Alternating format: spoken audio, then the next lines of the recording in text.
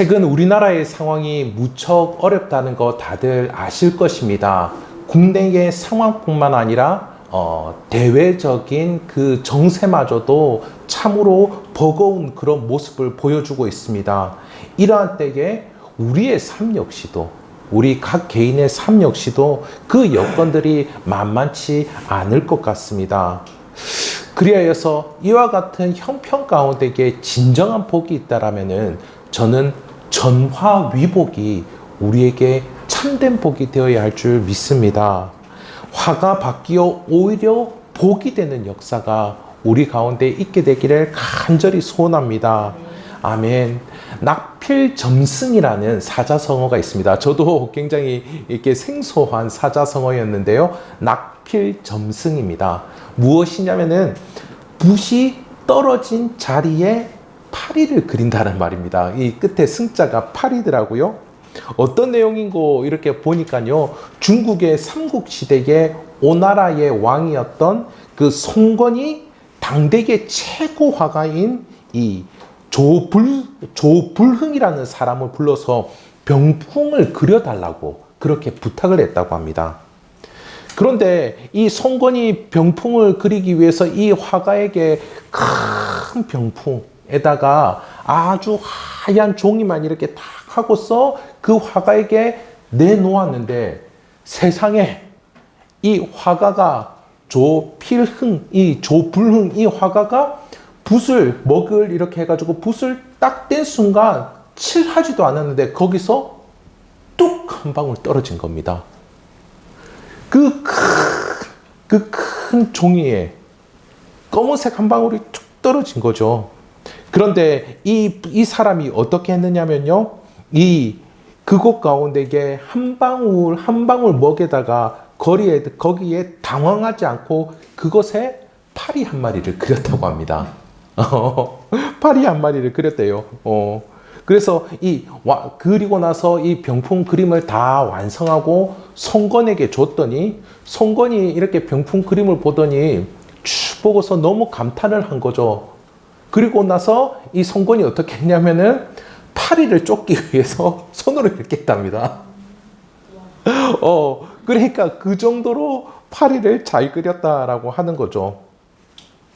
한 방울 먹이 떨어졌을 때 어떻게 보면은 보통 사람 같으면은 이 큰 병풍을 망치는 것은 아닌가, 그런 생각이 들었을 수도 있을 것 같습니다. 하지만 화가의 손에서 그 점은 큰 그림 속에 한 마리의 생명처럼 보이게 된 것이죠. 우리에게도 예기치 않은 일들이 일어날 수 있습니다. 그렇죠? 그래서 그로 인해서 당황할 때도 있고요. 그리고 자책할 때도 있습니다. 그러나 하나님은 그 일을 통해서도 역사해 주실 줄 믿습니다. 오히려 그 일을 통해서요, 영원한 생명으로 인도해 주실 줄 믿습니다. 이처럼 혼란스러운 때에 전화위복의 복을 경험하게 되시기를 우리 주님의 이름으로 축복합니다. 오늘 말씀은 이 동방박사들이 아기 예수님의 태어나심을 경배하는 내용인데요. 이 동방박사들이 유대인의 왕을 찾으러 왔다, 그렇게 이야기하고 있습니다. 그런데 그 장소를 몰라서 일단 성전과 궁전이 있는 예루살렘으로 갔던 것 같아요. 그랬더니 그곳에 큰 소동이 일어나게 된 것입니다. 유대인의 왕을 찾으러 왔다, 그렇게 이야기를 하니까요. 당대 이 유대인들은 로마의 지배를 받고 있었습니다. 그런데 이 로마가 얼마나 교활한고 하니 이 유대인들이 아주 싫어하는 사람을 그곳에 분봉왕으로 세웠던 것입니다. 그 지역을 통치하는 왕을 세웠는데 어떤 사람이냐면요, 에돔 족속의 헤롯 가문의 사람을 왕으로 세웠다는 겁니다. 이 에돔 족속이 어떤 사람인지 아십니까? 이 에돔 족속이 바로 이 에서의 후예입니다. 에서가 누구인지 알죠? 에서가 야곱과 에서 이렇게 할 때에 그 에서입니다. 그러니까 에서가 형이고 둘째가 야곱이었죠. 어떤 일이 있었습니까? 둘 사이에 이 야곱이 형을 속이기 위해서 죽 한 그릇에 그러니까 이 야곱이 형의 장자권을 사기 위해서 죽 한 그릇에 그 장자권을 산 것 아닙니까? 그리고 에서는 사냥을 하는 사람인데 그 사냥꾼이 배가 고파서 그 죽을 막 퍼먹고는 장자권을 그냥 쉽게 팔아버리고 맙니다. 이 에돔, 그러니까 이 사람들은 어떤 사람이라는 겁니까? 먹고 살기 위해서, 먹기 위해서 살아가는 그 대표적인 사람, 그 대명사가 되는 사람들이 바로 이 에돔 족속이었다라고 하는 것이죠. 그것 가운데에 헤롯 왕은 그런 부류의 대표자였던 것입니다. 그러니까요, 어떻습니까? 약속의 백성인 하나님의 약속을 받은 이 유대인들과는 대척점에 있는 자들이었다라고 하는 거죠. 또 유대인들은 오랫동안 메시아를 기다리고 있었습니다. 로마의 지배로부터 벗어나게 해줄 막강한 왕을 고대하고 있었다라고 하는 것이죠. 그러니까 이 유대인의 왕을 찾으러 왔다라고 하는 동방박사의 이야기를 들으니까 이 헤롯 왕이 긴장을 하기 시작합니다. 아, 우리와 대척점에 있는 저 민족에게 왕이 태어났다고?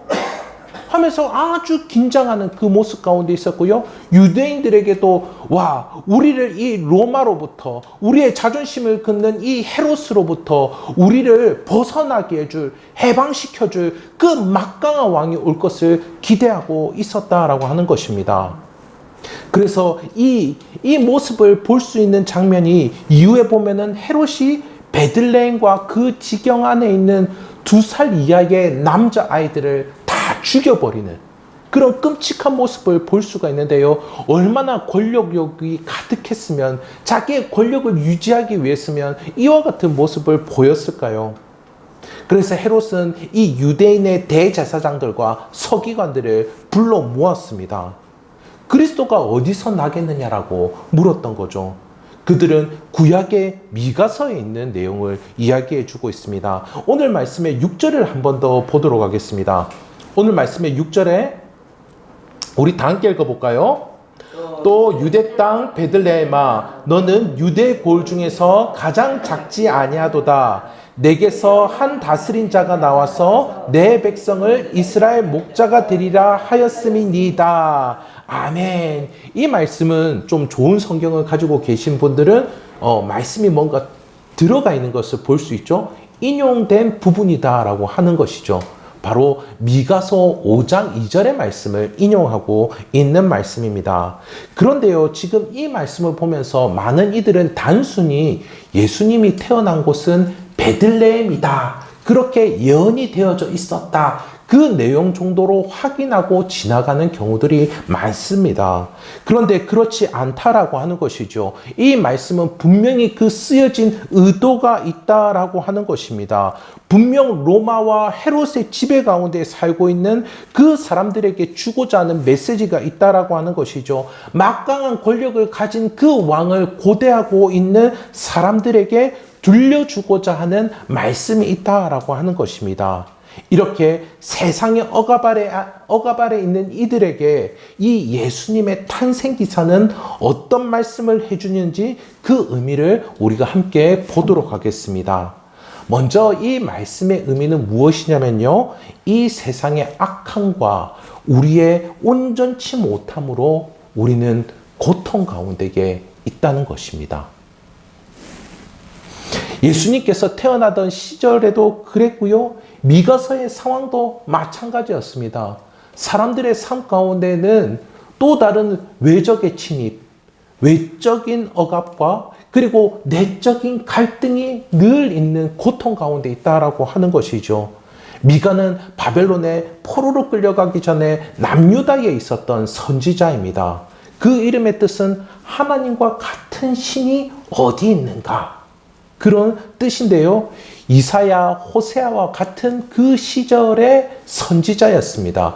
그런데 이사야, 호세아는 어떤 사람을 대상으로 해서 사역을 했냐면은 왕이나 제사장, 그와 같은 높은 출신에 있는 사람, 높은 배경 가운데 있는 사람들에게 하나님의 말씀을 전했던 것이죠. 그런데 그 반면에 미가는 어떤 사람들을 대상으로 했냐면은 서민들을 대상으로 해서 사역을 했습니다.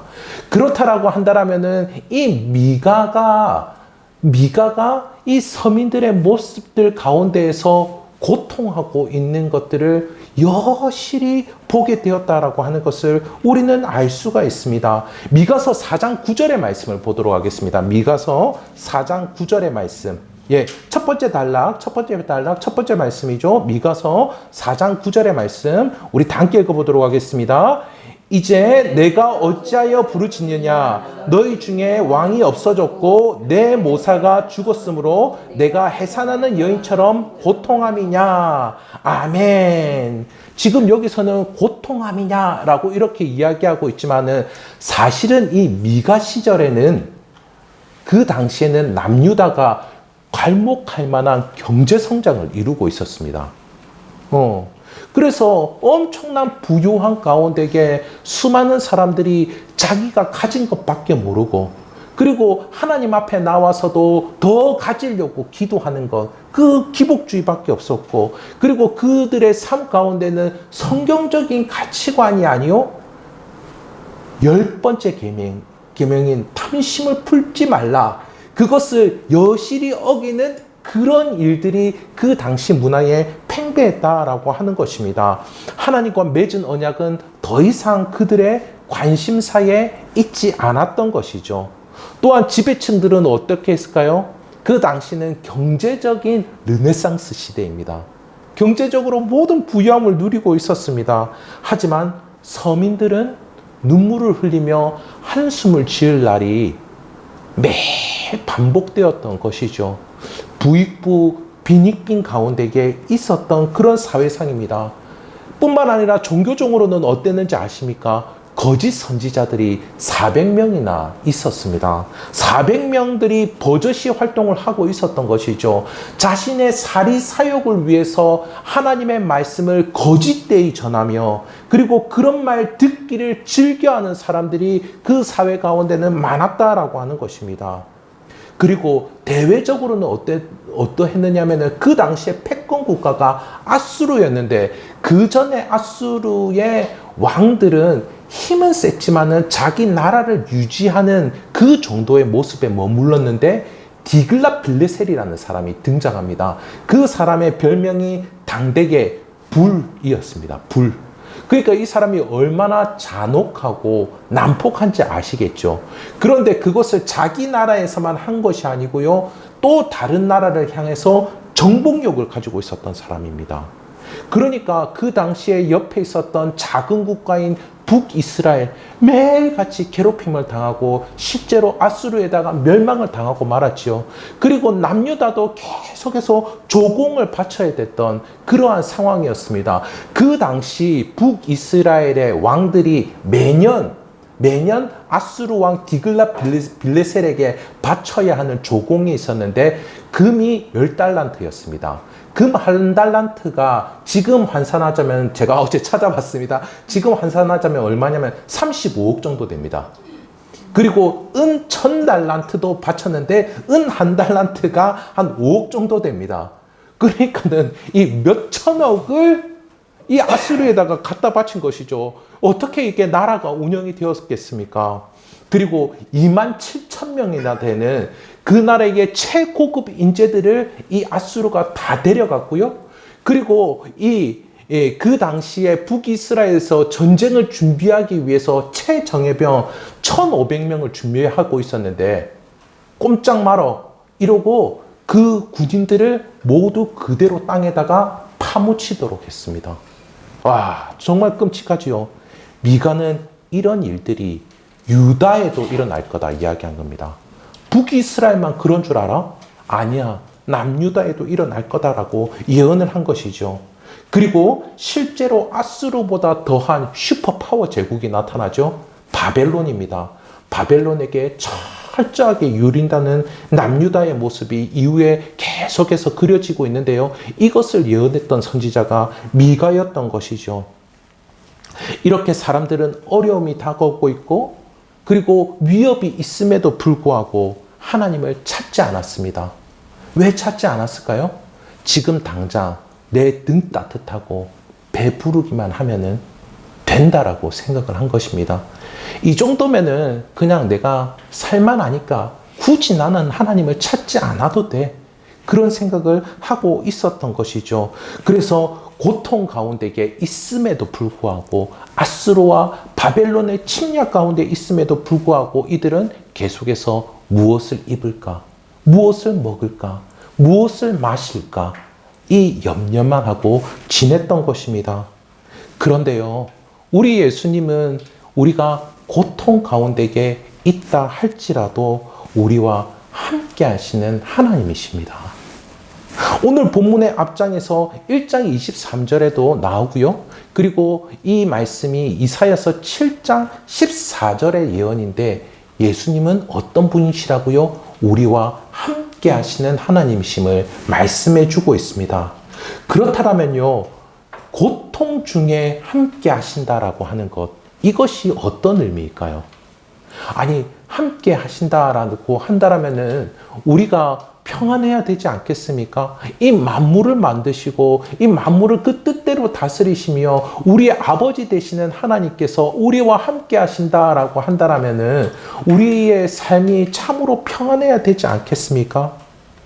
하나님은 왜 유다 백성들에게 아수르와 바벨론의 공격을 받도록 하셨을까요? 함께 하신다라고 하시면은 이런 일이 일어나지 말아야 할 텐데 왜 이런 일이 일어나게 되었을까요? 여러분, 임마누엘